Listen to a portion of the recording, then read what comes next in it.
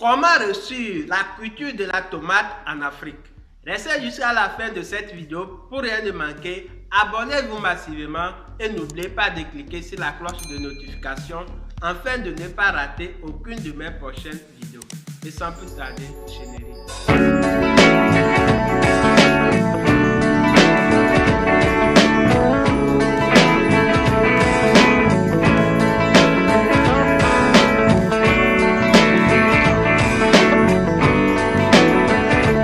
Salut, j'espère que vous allez bien. Je réponds au nom de Limalim, étudiant en cycle de technicien agricole. Bienvenue sur la chaîne DL Agro Business. Je partage sur cette chaîne les conseils et les stratégies de l'agro-business. Traditionnellement, la tomate ne se cultive qu'en saison sèche, au bord des rivières ou des fleuves.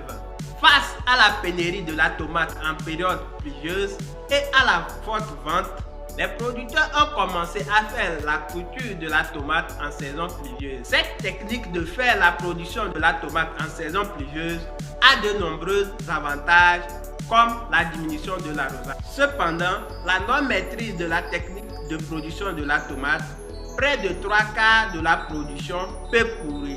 Pour éviter à cela, le choix de la variété et la période de culture demeurent importants. La période propice pour la production de la tomate en saison pluvieuse se situe entre le mois de mai et le mois de septembre. La période propice pour la mise en place de la pépinière se situe entre le mois d'avril et la période de récolte, le mois d'août. Les variétés de tomates recommandées en saison pluvieuse sont entre autres l'Aroma VF et la Resolve VFN. La pépinière est un endroit spécialement aménagé pour la production des jeunes plants sains et vigoureux. Pour faire la pépinière, il est recommandé de faire sur un terrain plat, non inondable, bien drainé et proche d'un point d'eau. Le sol de la pépinière doit être sablonneux. Avant de faire la pépinière, il est important de nettoyer votre site, c'est-à-dire faucher, enderner les herbes et passer à un labour pour avoir un sol meuble facile à faire les planches. Après le labour, faire des planches en raison de 1,20 m sur 10 m ou bien 1,20 m sur 5 m. Avant de mettre en place votre pépinière, vous devez traiter votre planche avec de l'eau chaude pour tuer les bactéries qui se trouvent sous le sol. En faisant la planche, prenez soin de mettre du fumier organique ou du compost.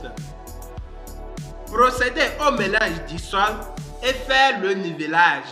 L'épinaire peut être à la volée ou soit en ligne continue en raison de 20 cm entre les lignes. Passez au dépôt de la semence et prenez soin de ne pas entasser et fermer à l'aide des doigts. Pour une superficie de 100 m², prévoir 3 g de semences.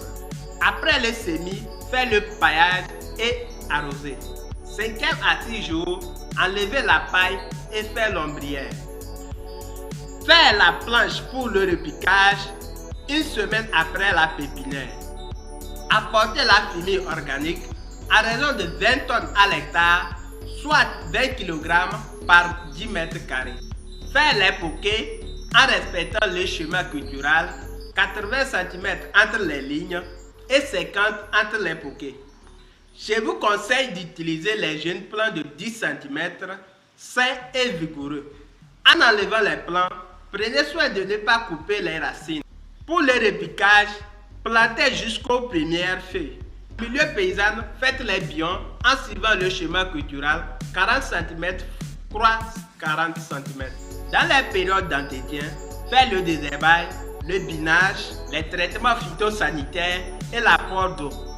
Après 2 à 3 semaines, apportez le NPK 14-23-14, 12-22-22. À la floraison, apportez le même type de NPK suivi d'un cyclobinage. L'entretien permet d'éliminer les mauvaises herbes et au plan de fixer les racines. Pour le titrage, attachez les plants contre les tuteurs pour les maintenir en hauteur. Le tutorage permet de protéger les fruits contre les pourritures.